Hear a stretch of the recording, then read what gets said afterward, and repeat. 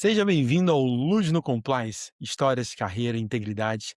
Aqui a gente conversa sobre trajetória profissional, sobre decisões de carreira e os aprendizados reais e integridade realmente na prática. Eu sou Márcio Luz, hoje estou com a minha amiga Natália Kopfers, CEO da Compliance PME, que tem atuação em compliance, governança, integridade e uma carreira dedicada a traduzir essa temática às práticas das empresas. Mas eu sempre gosto de dizer que é uma grandíssima amiga minha e por isso que ela está aqui hoje comigo. E eu queria também iniciar nosso bate-papo falando um pouquinho, fazendo a nossa audiodescrição. Para quem está só nos ouvindo, é uma das modalidades que a gente tem. A gente está fazendo uma gravação remota, está enquadrado do peito para cima, num ambiente mais neutro, cada um no seu próprio ambiente. Eu estou de camiseta preta, fones de ouvido branco e, como eu sempre digo, também careca, né? Sem nenhum cabelo. E essa também é minha marca pessoal, para quem ainda não sabe, ela é uma marca pessoal. E, Natália, queria que você desse suas boas-vindas e também fizesse a sua autodescrição. Márcio, obrigada pelo convite. É um prazer estar aqui. Você já esteve lá comigo também no nosso podcast, então obrigada. Eu acho que é uma troca muito legal a gente ter e conversar com as pessoas. Fazendo a minha autodescrição aqui, eu estou no meu escritório de casa, aqui atrás de mim tem uma estante, né, com alguns livros, alguma coisa. Eu estou de blusa preta também, não combinamos, né, Márcio? Mas eu estou de blusa preta também. Tenho cabelos enrolados, os quais eu amo, sou apaixonada pelo meu cabelo. Ele é mais ou menos na altura do ombro, um pouco abaixo do ombro, encaracolados e bem escuros. Também sou uma pessoa branca, bem branquinha, né, não gostaria de ser tão branca, mas sou bem branquinha, e estou aqui para conversar com vocês, como o Márcio falou, nesse ambiente remoto, mas eu espero que seja um ambiente de muita troca, onde a gente possa, trocar, eu e o Márcio, mas com vocês que estão ouvindo e assistindo a gente também. Mais uma vez, Márcio, muito obrigada pelo convite, um prazer estar aqui. Eu que agradeço, Nath. Primeira coisa, pessoal, eu vou chamar ela de Nath. Para mim é muito difícil chamá-la de Natália. É a primeira ressalva que eu quero já fazer aqui. E segundo, a gente fala demais, então a gente também vai se controlar no tempo aqui. Eu faço, por mais que, pô, estão conversando, combinando, é isso mesmo. E para você que está nos escutando também. Então, a primeira coisa que eu gosto de fazer aqui, Natália, nesse podcast, é fazer uma pergunta que eu acho que é muito importante quando a gente pensa em carreira. Eh, Uhum. Nos últimos anos ou nos últimos 2 anos, né, foi uma decisão muito importante que você tomou relacionada à carreira e qual foi o critério que você levou para tomar essa decisão?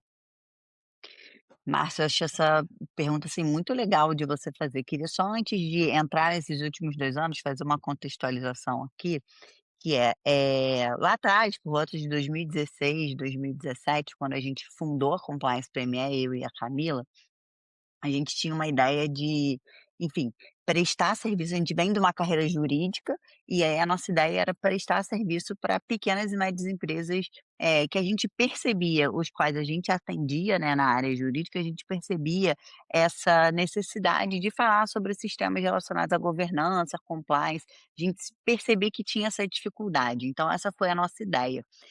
Quando a gente criou a Compliance PME e começou a trabalhar especificamente dentro dessa área.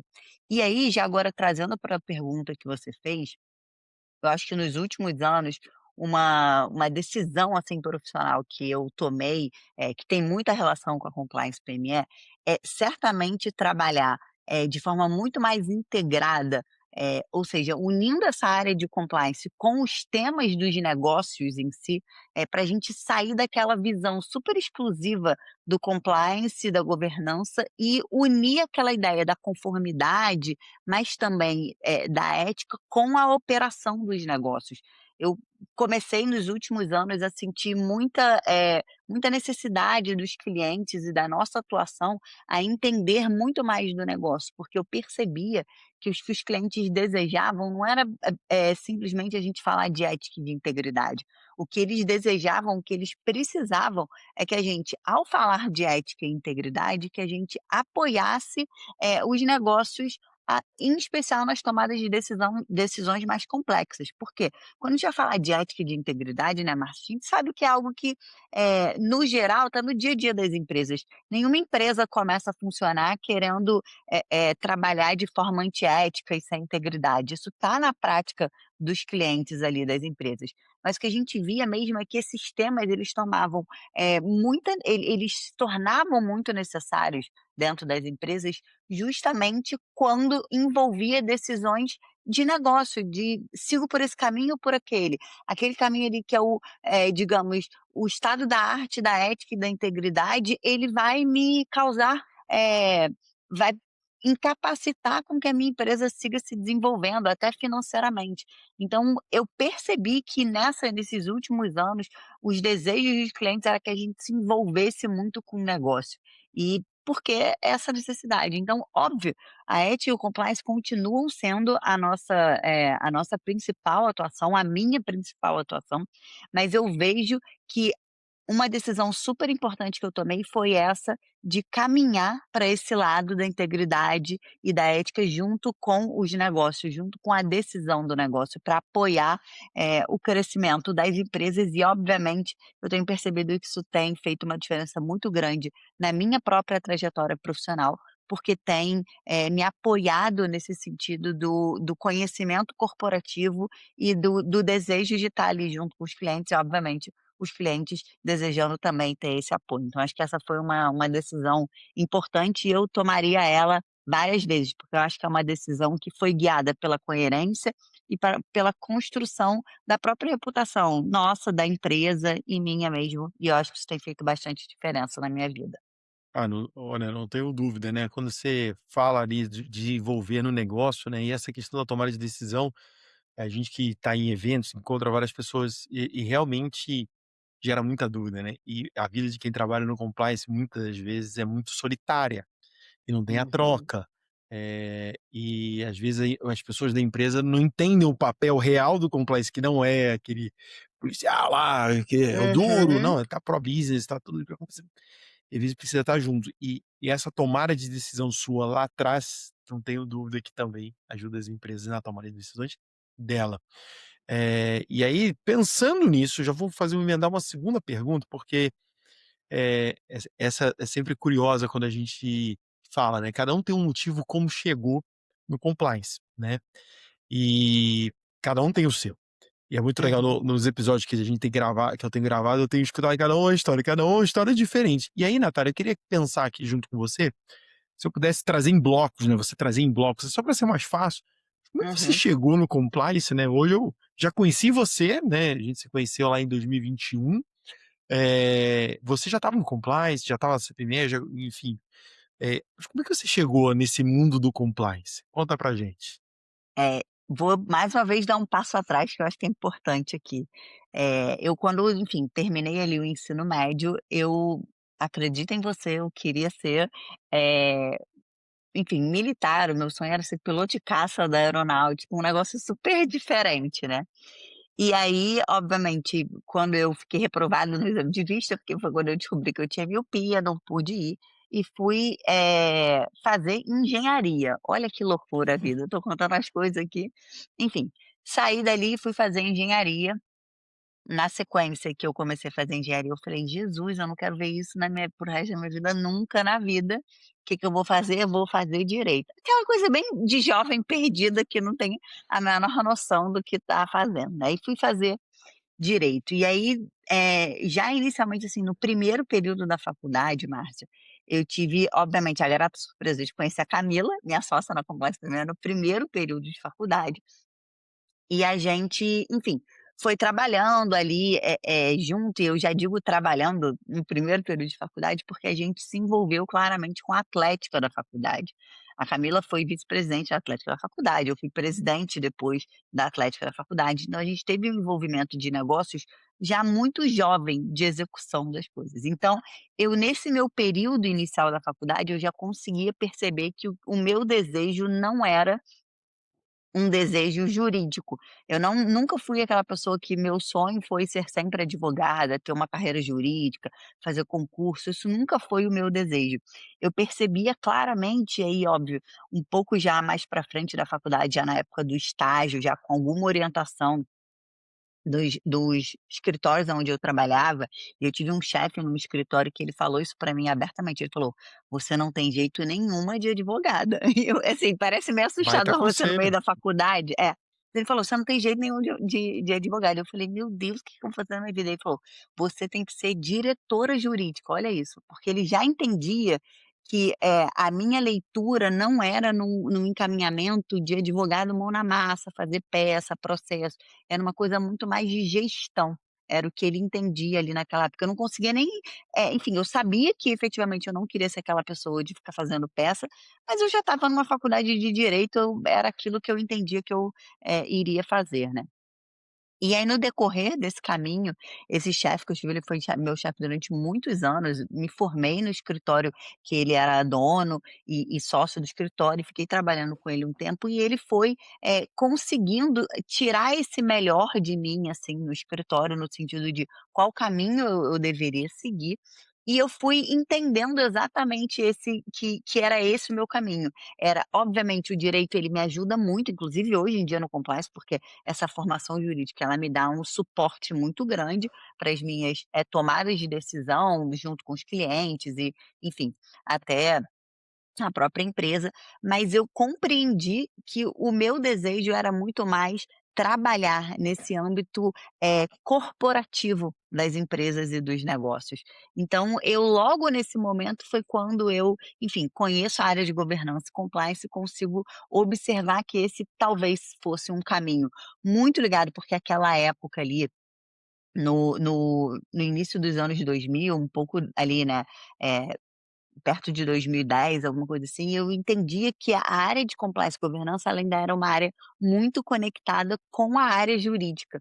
A gente não tinha muito essa separação das áreas. Então eu entendi que ali, por ser dessa área jurídica e compreender que o que eu não queria era ser advogada, que o que eu queria era efetivamente, ir para esse lado muito mais corporativo, eu entendi que essa área do compliance e da governança era algo que, enfim, me atraía e me puxava. E foi aí que eu entrei definitivamente nesse mundo e consegui, enfim, construir ali a minha carreira, a minha atuação, atendendo, como eu falei lá na outra pergunta que você me fez, pequenas e médias empresas, a gente atendia muito e percebia que faltava para essas empresas esse lugar de governança e de ética e de compliance e de tudo isso. E aí a gente, enfim, cria a Compliance PME e vem trabalhando esses anos todos dentro da área de compliance. Hoje a gente já não sei se você vai me fazer essa pergunta mais para frente, mas Fica hoje a tranquilo. gente já não atua tanto com pequenas empresas, porque a gente percebe essa dificuldade. Posso deixar já esse spoiler aqui para a gente falar um pouco mais para frente sobre isso, porque eu acho que é um tema que vale a gente explorar aqui, Márcio. Se você não tiver com essa pergunta em mente, já dou uma dica de uma pergunta. Eu respondo e eu mesmo faço a pergunta para você me fazer, você está entendendo, né? E aí, a gente saiu desse lugar das pequenas empresas e começou a atuar muito em empresas de médio porte, né, que precisavam se estruturar, empresas que estão saindo de um pequeno porte indo para um médio porte, como por exemplo, startups que estão precisando se estruturar e não sabem como. Então, eu acho que foi essa minha trajetória que fez eu entrar, na área de compliance, na área de governança, por obviamente esse background jurídico, mas que me trouxe esse encaminhamento do qual hoje eu, enfim, sou apaixonada e adoro trabalhar nessa área. Olha, eu não sabia que você queria ser piloto. Eu não sabia disso, viu. Eu falo que a gente sempre aprende aqui, a conversa é essa, a gente vai entendendo. Eu adoro aviação, né, e eu não pensava em ser piloto no passado não, mas hoje eu fico olhando os aviões e falo: "Nossa, deve ser legal ser piloto". Se eu fosse jovem, talvez eu quisesse ser piloto. Hoje eu já Hoje não eu penso olho também. isso Oi? Hoje eu olho isso e a última coisa que eu desejo é alguma É. coisa diferente do que eu faço hoje, tá, ainda mais nesse processo de alinhar o negócio à integridade e governança. Tô simplesmente bem apaixonada pelo que eu amo fazendo. Eu sou apaixonado pelo que eu amo fazendo, mas eu amo aviação. Eu moro olhando a pista de Congonhas, galera. Eu vejo a pista Ai. Moema, pista Jabaquara, sem barulho de avião. Isso é um prazer pra mim. Então eu adoro aviação, mas eu também não tenho vontade de ser piloto. Se eu fosse jovem, talvez, com o pensamento que eu tenho hoje, poderia ser um dos caminhos, mas eu não sabia Uhum. disso, nem da engenharia. Do direito eu já estava sabendo ali, mas é muito legal. E você trouxe como a gente está falando de carreira, eu vou puxar o que seu antigo gestor falou. Às vezes é muito duro para quando a gente é muito jovem escutar isso. A gente não tem essa maturidade. Hoje é muito fácil olhar para trás e falar assim: "Ah, ele" Uhum. mas se a gente parar pra pensar, para quem tem um pouco mais de caminho, né, de estrada, A gente teve alguns gestores que falaram de alguma forma, às vezes, do que a gente é bom, do que a gente não é, porque ele tinha essa visão sobre a gente. Não que a gente não ia entregar, que a gente não era bom naquilo, mas que talvez você podia ir para um outro caminho que você seria mais feliz. Uhum, E essas mudanças são necessárias, e ao mesmo tempo quando você entra numa área que alguém também te apoia, né. E que foi o meu caso, eu lembro, quando eu entrei na área de PLD, né, para vender produtos de PLD, pergunta: "Pô, tô na área de banco, agora eu tô vindo aqui para PLD, como é que é isso?". Aí tinha uma pessoa que me apoiou, foi vamos dizer assim, um mentor para mim, para entrar na uhum. área, para acreditar em mim, porque ele acreditou mais do que eu acreditava em mim naquele momento. Mas é muito legal ver essa tua jornada. Eu não tinha essa pergunta, quer dizer, eu não lembro se eu tinha essa pergunta, mas eu vou fazer para você daqui a pouquinho. Vou fazer, porque eu acho que essa questão do pequenas e médias, eu vou falar dos pequenas, né, nem médios. O pequena, ele é uma temática que vem crescendo, sabe, Nath. E é um grande pilar, é uma dificuldade, que para pensar, entrou a NR1 agora, tá entrando, né, nesse ano de 2026. Eh, ela vai pegar a empresa pequena, ela vai pegar. E acho que um grande ponto, que também a empresa pequena não tem que pensar como uma empresa grande. Ela não vai ter a mesma robustez, ela não vai ter os mesmos controles, ela não Uhum. vai ter o mesmo nível de observância, né, de controle, de entender o que está acontecendo e monitorar aquilo. Ela não tem nem caixa para isso, ela tem que sobreviver. Bom, para quem é empresário sabe, a empresa tem que sobreviver, sem sair das regras. Então, se você fez essa mudança, depois eu vou para outra, porque eu tenho um outro que eu queria falar, que eu tinha pensado no início da sua conversa, mas, eh o que você vê aqui realmente, né, por que essa mudança da pequena para média na tua visão?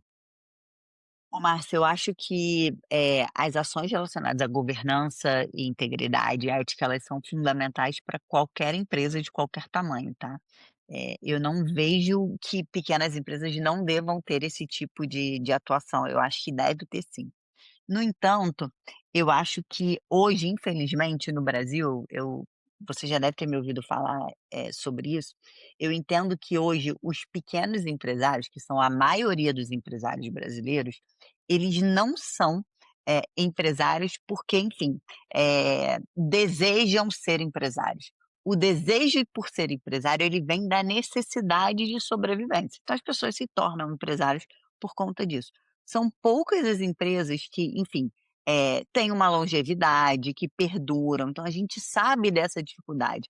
A percepção que eu tenho trabalhando esses anos todos, é que a pequena e média a pequena empresa, a média não, a pequena empresa, ela quando ela tem que escolher entre o sobreviver e implementar regras de integridade e ética que ela olha, como você disse, para aquilo como uma necessidade muito grande e um esforço muito grande, para implementar aquelas ações, e ela se vê ali naquela dicotomia de ou eu faço um esforço muito grande, ou eu pago as contas, ou eu sobrevivo, ela vai decidir sobreviver, isso não tem jeito. Então assim, a leitura que hoje eu faço é que as pequenas empresas, elas desejam sim ter as suas atuações éticas e íntegras, isso está longe de ser diferente, elas desejam sim, mas elas ainda enxergam, um programa de compliance, um programa de integridade, uma estrutura de governança como algo, desnecessário, porque elas sabem que elas vão fazer. E aí quando a gente fala de uma empresa pequena, isso fica muito mais facilmente controlado, entre mil aspas, porque normalmente é o dono da empresa que toma todas as decisões. Você dificilmente numa empresa pequena você vai ter, e eu não estou falando empresa, necessariamente de 4, 5 funcionários não, eu estou falando até empresas um pouco maiores, pequenas empresas mais um pouco maiores, as decisões em geral passam pelo dono da empresa. Então como passam todas as decisões pelo dono ou pela dona da empresa, é muito mais fácil ele ter esse controle das ações que estão sendo feitas e estabelecer as regras de integridade e ética para aquela empresa. Então ele vê sim a necessidade de um programa de compliance, a necessidade de uma estrutura de governança como uma burocracia, como um a mais. Só que na hora que passa desse limite de ele não é mais o único decisor por aquela empresa, ou ela não é mais a única decisora daquela empresa, que é quando já vai para um médio porte, aí sim essa estrutura passa a ser necessária, seja a estrutura de governança ou a estrutura de compliance. Então, o que eu vejo da dificuldade das pequenas e médias empresas é isso. Ela olha e pensa: "Nossa, eu sou é uma empresa de um dono, eu sou a dona da empresa, eu tenho 1 milhão de coisas para fazer, todas as decisões passam por mim, não vão passar por outro lugar, passam pela minha decisão própria. Por que que eu vou gastar o meu tempo, ao invés de ficar com o meu filho, eu vou gastar o meu tempo criando uma estrutura de governança, tirando isso do zero, para no final eu ser eu mesma decidir".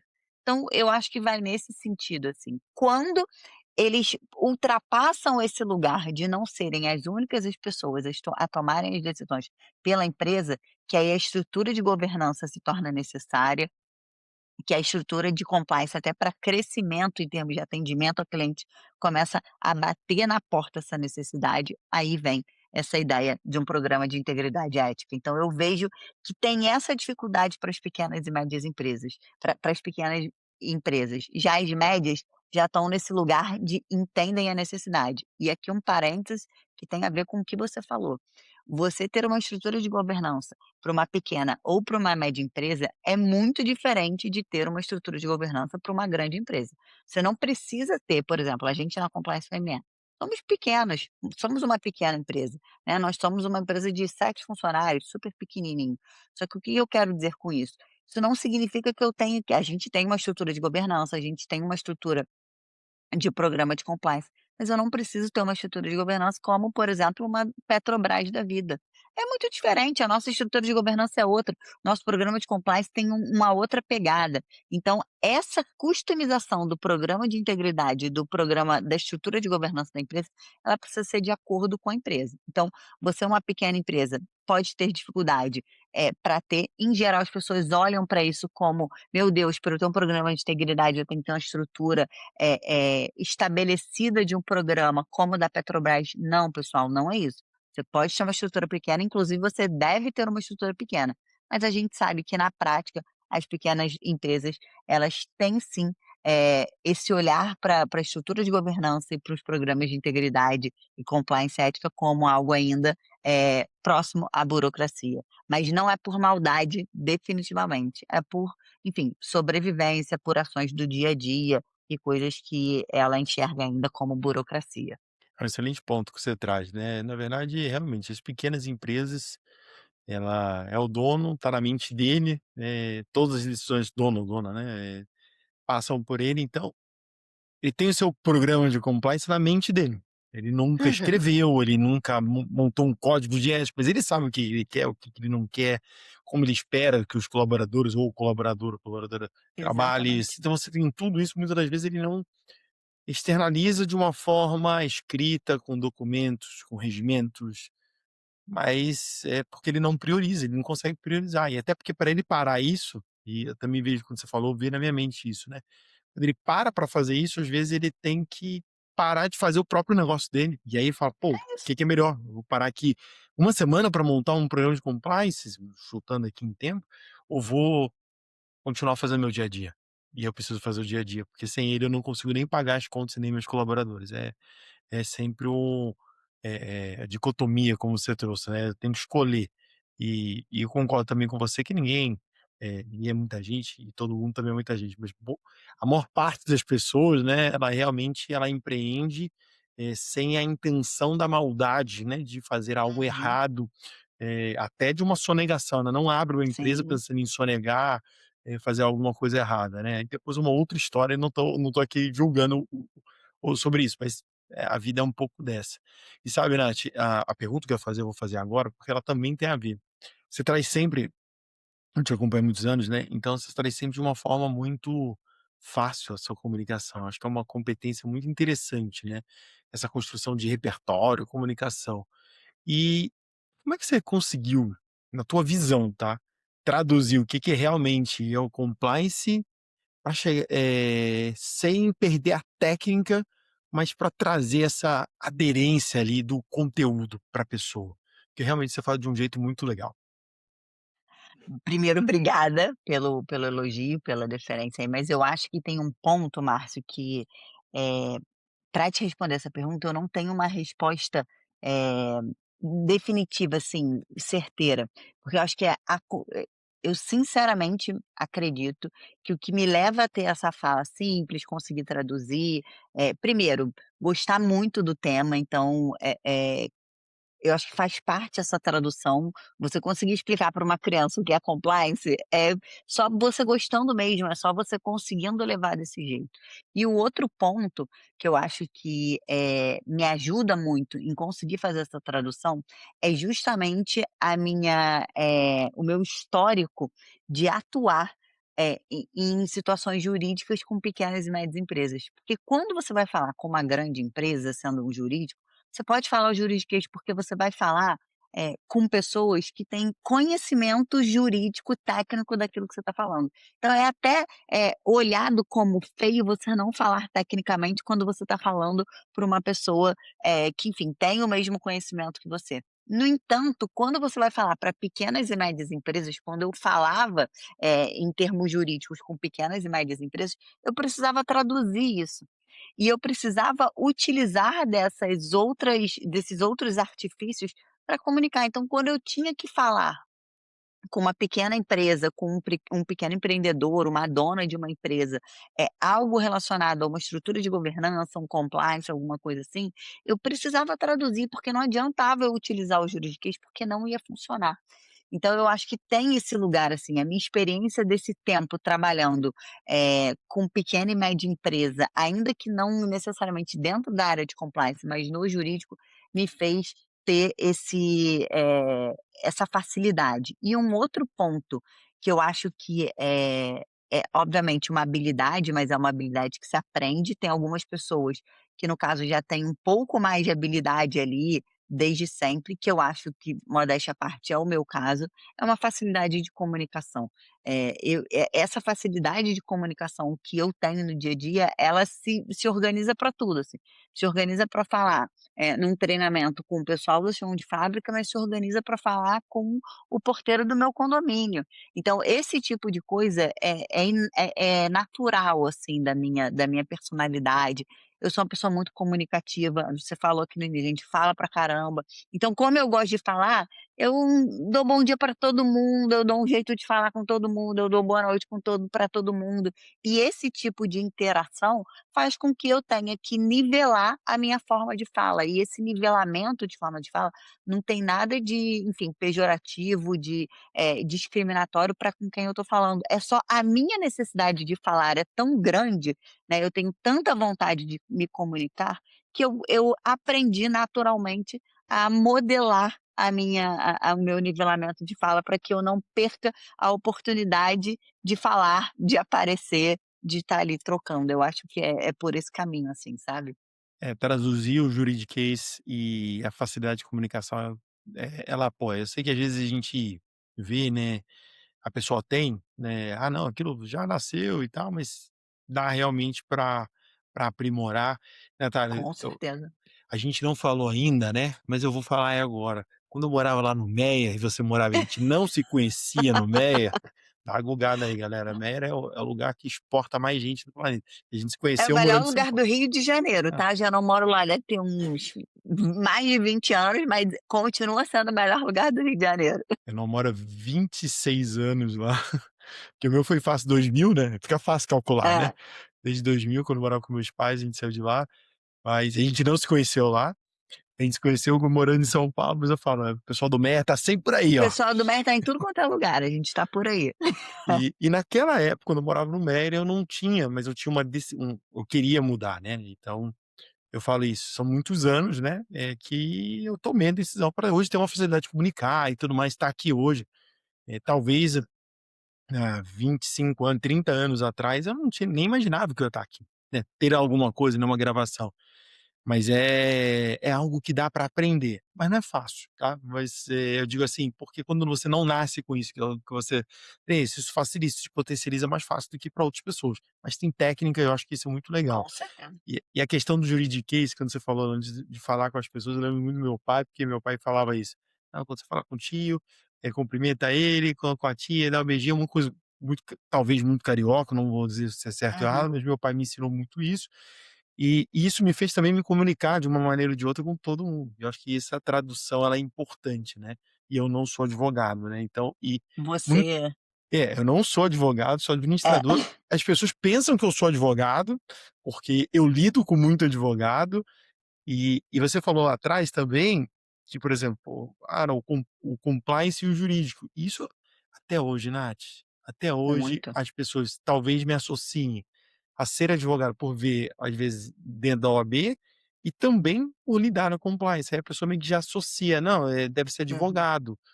Mas eu tenho percebido aqui nas entrevistas, e trazendo esse cenário menor, que não é assim.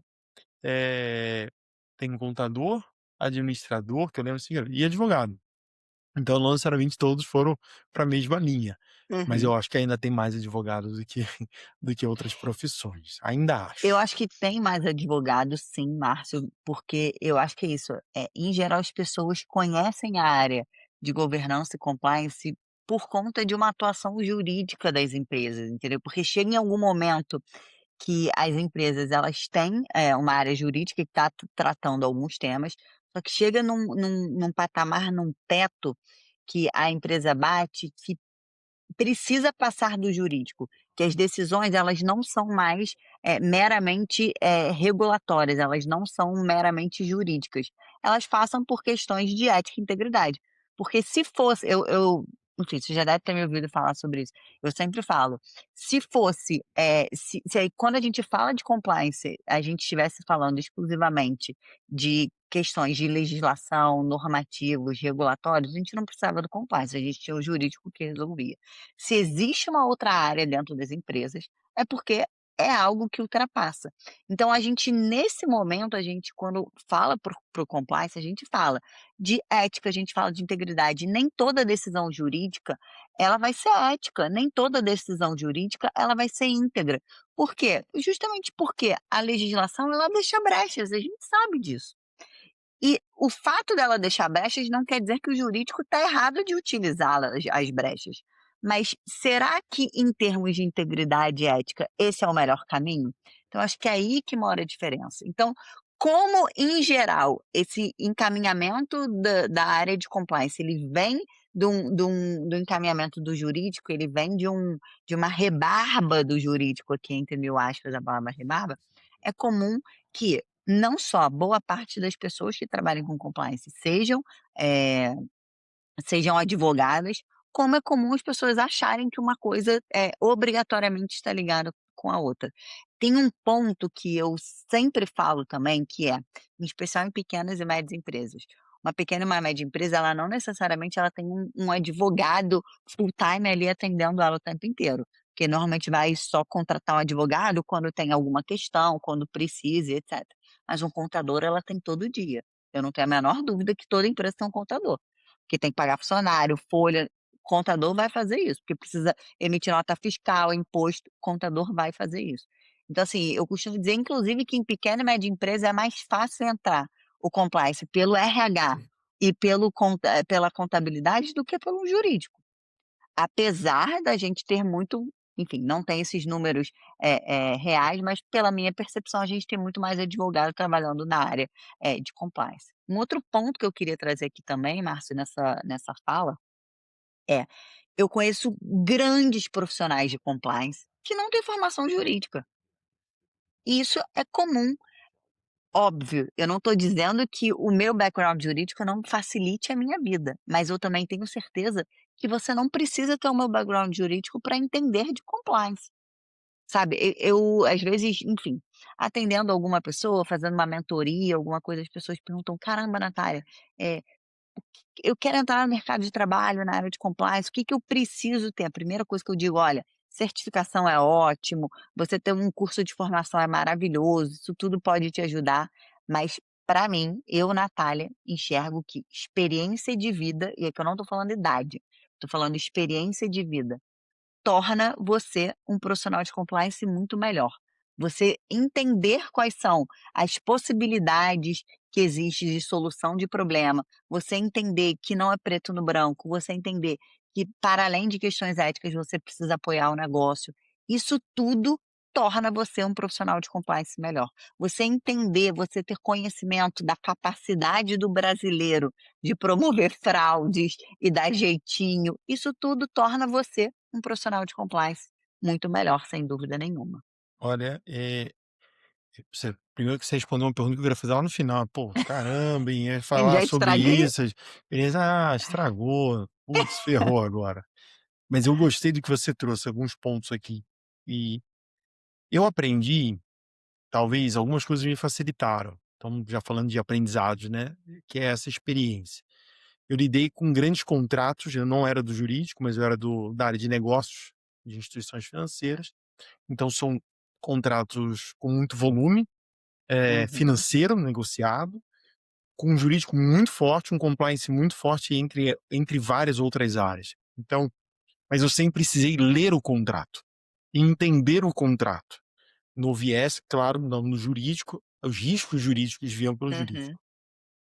A parte integrada veio pela área de compliance e o negócio, ele tinha que vir pela área comercial. Então acho que e também trabalhar no mercado, esse foi um ponto que você falando me veio na minha mente. O segundo ponto que eu acho que me ajudou, legislação. Aí você fala: por quê? Serviços financeiros, ele rege legislação, ele tá sempre ali junto com a Regulado. legislação. Então, por mais que você seja da área de negócios, você é impactado. E eu aprendi a ler aqui a lei, eu não fiz direito, né, tinha lá na faculdade de administração, fazia mais tempo ainda, nessa época eu não li, mas de 2010 para cá, quando eu comecei a ter que ler, entender, interpretar, perguntar para o jurídico se a minha interpretação fazia sentido. Talvez isso me deixou mais leve para poder, trabalhar no juridiquês e mesmo não sendo advogado. Mas é a experiência, né, como você mesmo disse, porque eu tinha experiência de negócio, eu tinha experiência de integridade, eu tinha uma experiência de compliance do outro lado. Eu Uhum, falo compliance entre aspas, porque eu não era do compliance, mas eu era do comercial, que tinha que respeitar o compliance, respeitar a área de prevenção à lavagem de dinheiro, que talvez em 2000 muita gente aqui nem escutou falar disso, mas as instituições financeiras já falam disso há uhum. muitos anos pelos lados internacionais. Então, eu concordo com você, a experiência de vida facilita para quem quer fazer a migração, né. Eu fiz a migração depois de 19 3 anos em tecnologia, né, talvez você não saiba, eu acho que eu falei para você, mas eu sou técnico em sistema Falou de já. dados pelo Alonso, e aí em 2000 que eu entrei em ciência até 2019, aí depois eu decidi mudar de novo para uma, entre aspas, uma outra área de um outro jeito. E é isso, é o tempo, e também o tempo. Eu diria, além da experiência, a gente precisa ter tempo com humildade. Eu acho que a gente tem que saber sentar na sala de aula, sabe? Sentar na.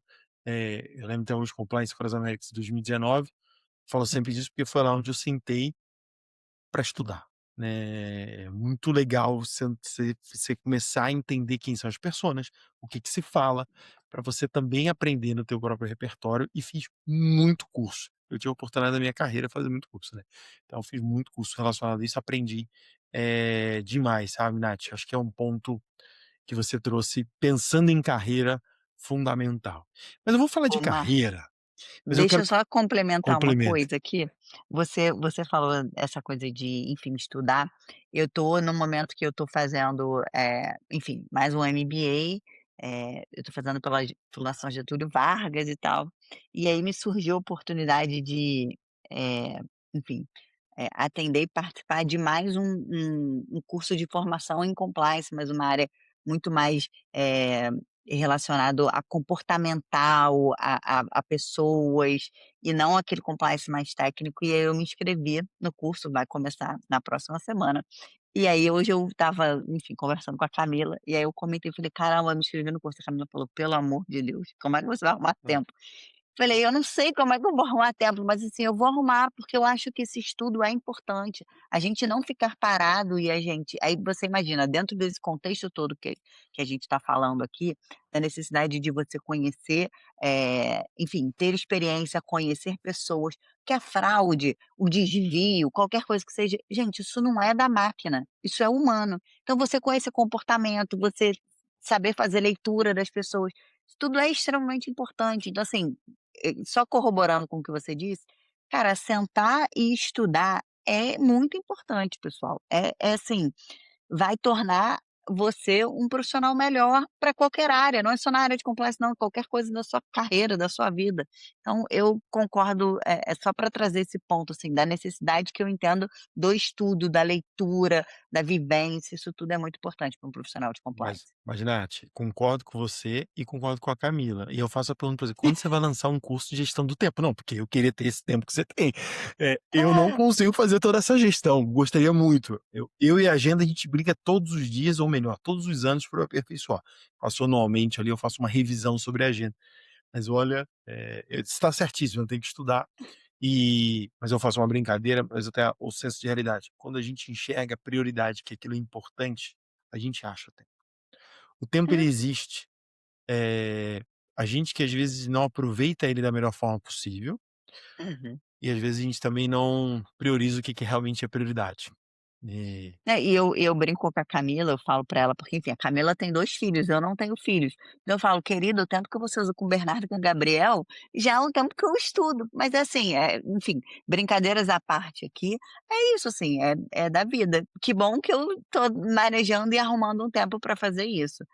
Não acho que estudo, deva ser mais prioridade ou menos prioridade que filhos na vida de hum, ninguém, não é isso, é uma brincadeira minha e da Camila ali.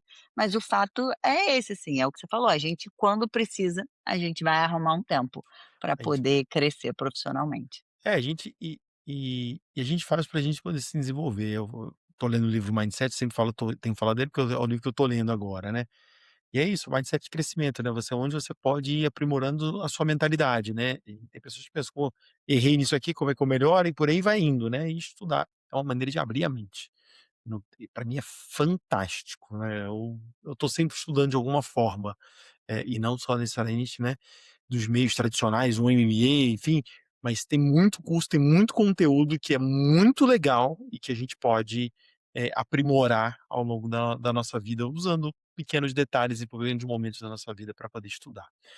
Com Mas eu queria te certeza. fazer uma pergunta, e essa pergunta, na verdade, é uma parte meio técnica, né, mas eu acho que é importante, porque muita gente tem dúvida nessa questão de investigações internas, e eu sei que você conduz isso com uma maestria muito legal, e eu vejo suas aulas, tá, então eu já participei de aula junto com você e tudo mais. Mas eu queria que você desse uma dica para as pessoas, porque como tem muita dúvida e sempre tem dúvida, e pode ter alguém que fale sobre investigação corporativa aqui, no sentido queira entender um pouco mais, tem esse problema, qual é o erro mais comum que você enxerga na investigação corporativa, às vezes feita, e eu faço emenda com uma segunda que eu acho que é uma coisa, é o lado positivo. E o que que seria o básico bem feito para mudar esse jogo e fazer uma investigação?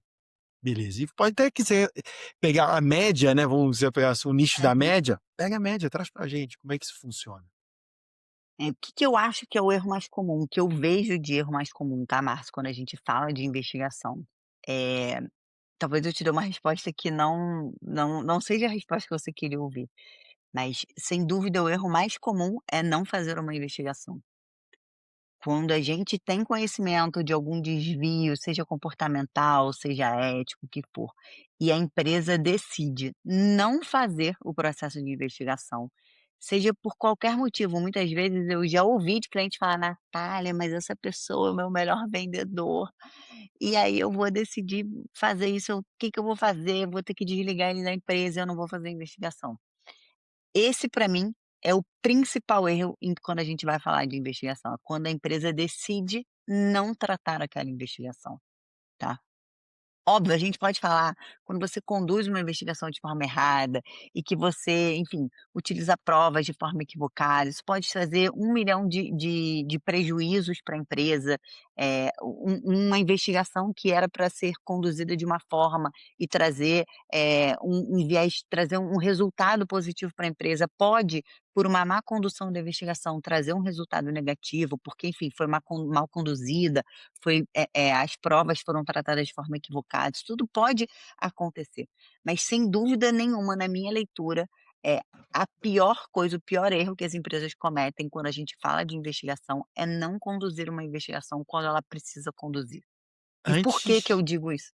antes de Vai. você migrar para outra, eu quero fazer uma consideração, hein. Não, não, eu vou seguir ele ainda. E por que que eu digo que o pior erro é não conduzir a investigação quando precisa conduzir?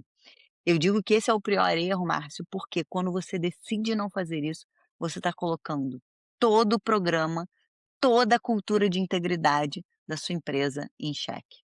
Então, uma única decisão, ela pode colocar em xeque a cultura de integridade da sua empresa como um todo. Por quê? No exemplo que eu dei, quando você tem um vendedor, que ele é a pessoa que tem que passar por um processo de investigação e não passa sendo ali um investigado e não passa, e a empresa decide tampar os olhos e fingir que não está vendo aquela situação acontecer, você dá um recado para todas as outras pessoas da empresa, todos os outros funcionários, os colaboradores, os terceiros, as pessoas que se relacionam com a empresa, de que tá tudo bem agir naquele formato. E que tá tudo bem não ser ético, não ser íntegro, não seguir com as regras da empresa. Então, esse para mim é de longe o principal erro, porque ele não impacta só naquela investigação, ele impacta na cultura de integridade ética da empresa como um todo. Faz a sua consideração antes de eu seguir para o Porque resto. não, e eu concordo com você, né. Primeira coisa na minha visão, né, se eu sei que tem um erro, tem alguma coisa e eu tomei, porque às vezes a pessoa toma uma decisão sozinha, ela nem sobe a decisão de não Aham. investigar. Eu também estou fazendo assumindo que eu também aceito com esse erro e eu também sou tão errado quanto aquela pessoa. Essa é a minha visão, porque se você sabe que tem um erro, você tem a possibilidade de você corrigir de uma maneira e você fala assim: "Não, não, deixa lá, vai, eh, deixa o vendedor, ele é bom, não vou levar isso aqui não, senão o dono da empresa ou a dona da empresa vai reclamar comigo, vai falar que eu que tô vendo algum problema aqui". Então você também está fazendo parte do problema. E essa questão, pensando em liderança, né, da gente não fazer o processo, investigar e às vezes a pessoa realmente tem que ter alguma punição, e punição não necessariamente é a demissão, gente. As pessoas, Uhum. confundem muito sobre isso, né.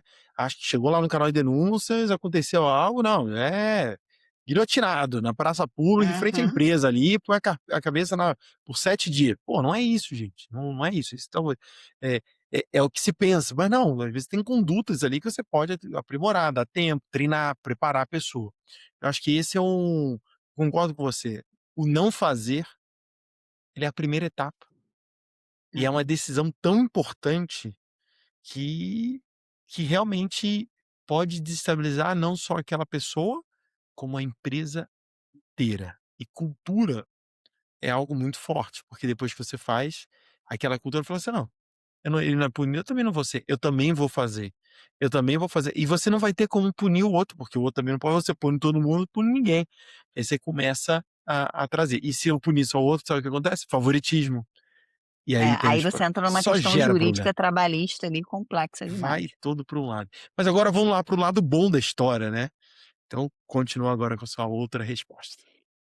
Eu acho que para esses pontos relacionados à investigação, Márcio, eu acho que é muito interessante a gente ir para o, como você falou, o básico bem feito. O que que é o básico bem feito? É você primeiro ter uma orientação de como fazer, não sabe fazer, não sabe conduzir, chama alguém que saiba conduzir. Eu acho isso primordial, porque muitas vezes, ainda que você esteja na maior boa vontade de conduzir aquela investigação, se você não souber tratar, às vezes você pode, enfim, gerar um prejuízo que muitas vezes são prejuízos irreversíveis. Então eu acho que fazer o básico bem feito é o ponto inicial ali, como você colocou. E aí o que que eu entendo que é esse básico bem feito? É você ter uma pessoa que saiba conduzir aquela investigação, é você ter um comitê de ética capaz de decidir, aquilo. Então, um comitê de ética onde você tenha uma equipe multidisciplinar, onde você tem pessoas com senioridade suficiente para tratar aquele tema. Porque tem um outro ponto aqui que é muito importante: vazamento de informações. Quando você tem um vazamento de informações sobre uma denúncia, além de causar prejuízos, e aí a gente pode trazer como exemplo quem não lembra daquele reitor da Universidade no Sul, que, enfim, foi acusado de um desvio e depois foi comprovado que ele não tinha cometido desvio nenhum, só que essa comprovação só veio depois de ele se suicidar. Então a gente tem que ter um cuidado com isso, porque a ação dele, né, que estava sendo questionada ali, que estava sendo investigada, que estava sendo tratada, foi vazada e ele, enfim, acabou se suicidando porque entendeu que a vida dele ali, a vida profissional dele estava acabada com aquele tipo de relato que estava sendo comunicado. Então o vazamento das informações, ele é muito importante. Então você ter uma equipe que trate a denúncia com a senioridade necessária e que saiba a importância de manter aquilo dentro daquele ambiente onde está sendo tratada a denúncia é extremamente importante.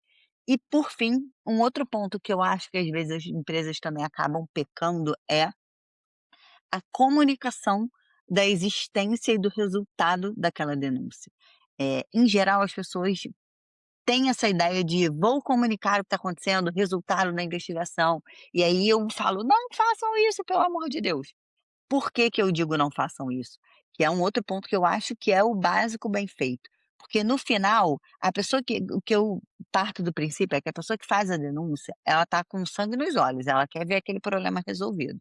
Então, se a empresa em algum momento decidir no processo de investigação que ou não houve aquela situação que ela está relatando que houve, ou que a pessoa que ela relatou, apesar de ter feito algo, aquilo, não merece a demissão, e sim enfim, esqueci a palavra agora, mas enfim, que seja anotado na carteira dela, na carteira de trabalho dela, alguma Advertência coisa no sentido verbal, advertência, escrita. obrigada, advertência, era essa palavra que eu queria lembrar. Nisso, às vezes a pessoa quando o denunciado, né, que enfim, foi identificado ali que houve realmente alguma falha, algum equívoco ali, esse denunciado, ele não é demitido, ele só é advertido, isso para a pessoa que fez a denúncia é o fim do mundo, então ela vai achar que o programa de compliance não funciona, que a empresa está sendo a favor daquele colaborador, que e aí coloca em xeque o programa de compliance, coloca em xeque a cultura da empresa. Então, essas comunicações elas precisam sim ser muito bem cuidadas. Então, acho que um básico bem feito é você ter diretrizes para tratar, resumindo aqui, né? Diretrizes para tratar a denúncia, você ter pessoas que saibam conduzir aquele processo de investigação, você ter pessoas que estão compondo o comitê de ética, que saibam a responsabilidade de compor aquele comitê de ética, e que com isso saibam que não pode, haver vazamento das informações, não pode haver cochicho, não pode sair dali, e a importância desse relato ser tratado. As pessoas saberem também que a sanção ela não é um lugar de policial, que essa investigação interna ela não tem esse lugar policialesco. A investigação interna ela tem um lugar de proteção da empresa e de aprendizado para quem está envolvido no caso. E, por último, que a gente saiba dar a destinação correta para aquela investigação e que essa destinação correta muitas vezes, na maioria das vezes, não vai ser uma comunicação, seja ao denunciante, seja, enfim, ao público que lida com a empresa, coisas nesse sentido. Óbvio, tem algumas situações, quando a gente está falando de vazamento em mídia, que muitas vezes é importante que venha, assim, a público dar as informações e o que que foi o resultado final, mas na grande maioria, isso só vai causar, um impacto para o programa de compliance. Então, para mim, o básico de uma investigação bem feita são esses itens que vão, possibilitar que a investigação Uhum. seja, enfim, justa, que esteja dentro das boas práticas que a gente preza por uma investigação. É, essa comunicação toda tem que estar realmente tudo preparado, né, e por isso que eu falo, vai implementar, né, o canal e fazer todo o processo. Não pensa quando acontecer a primeira denúncia não, se prepara tudo antes, né.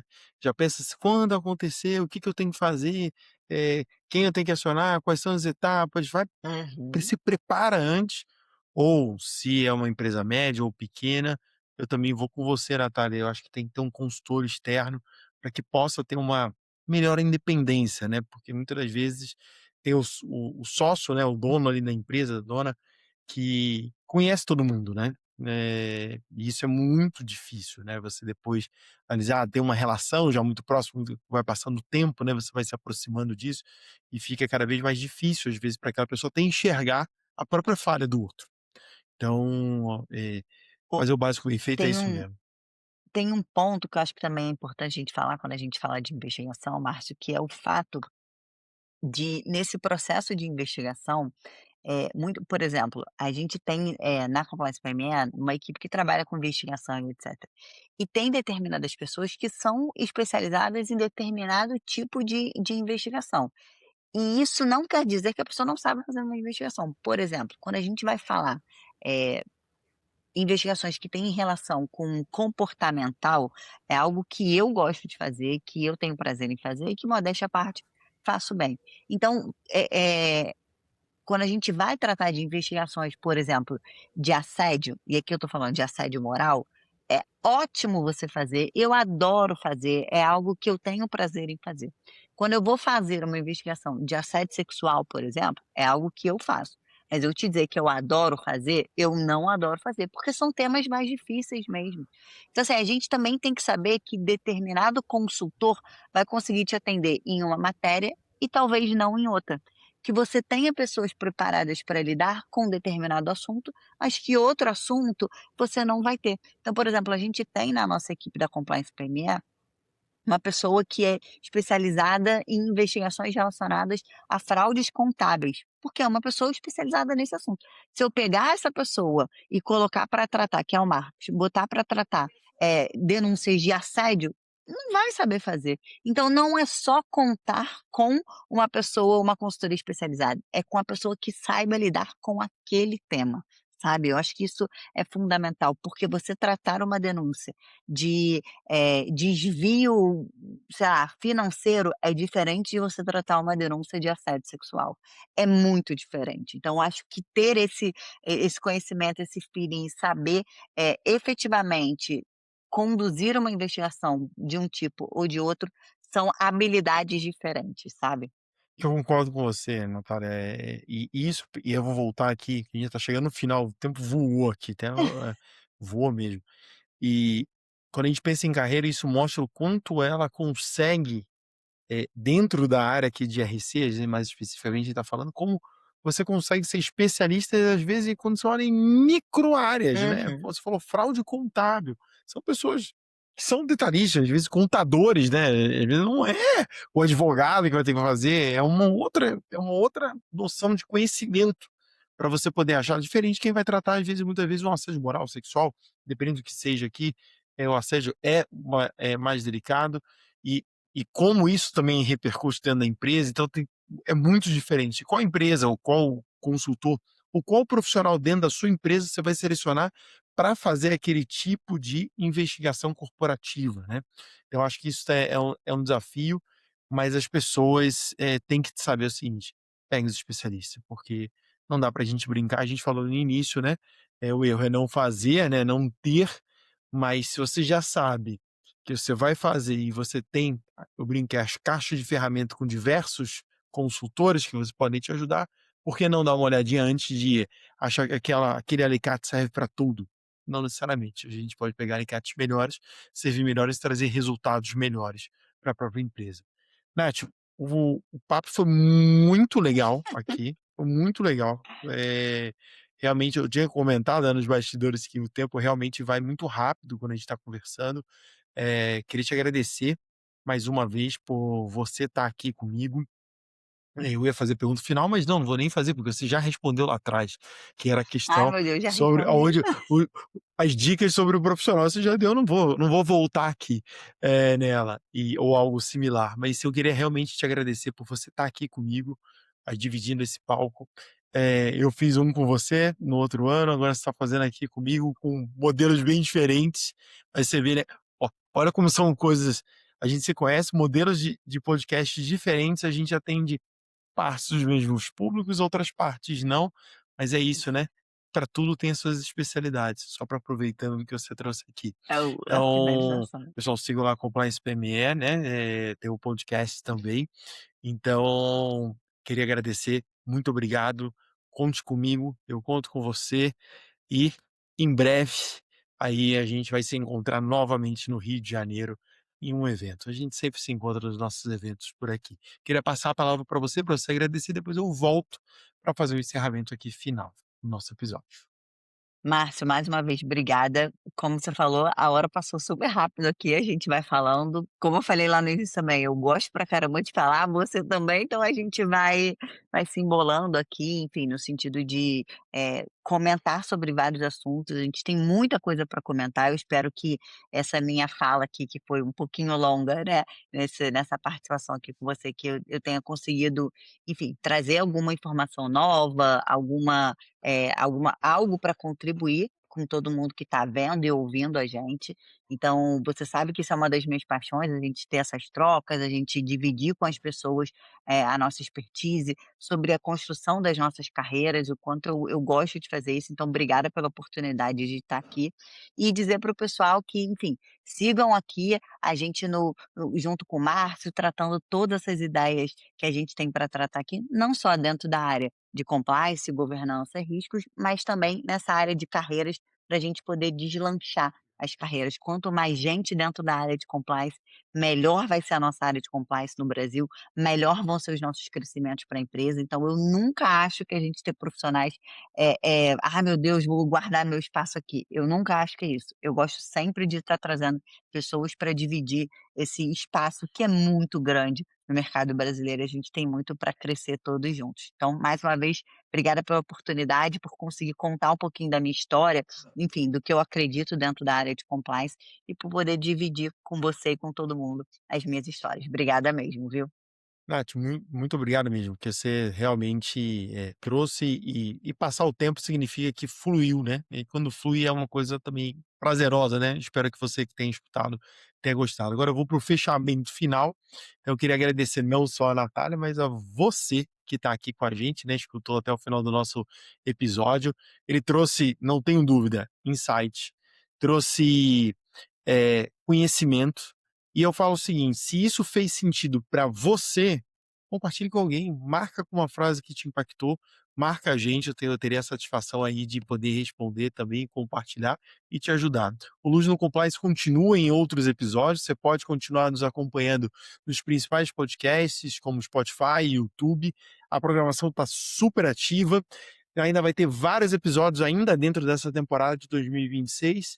Ativa lá as notificações e a gente vai se ver no próximo episódio. Até breve, pessoal. Tchau, tchau.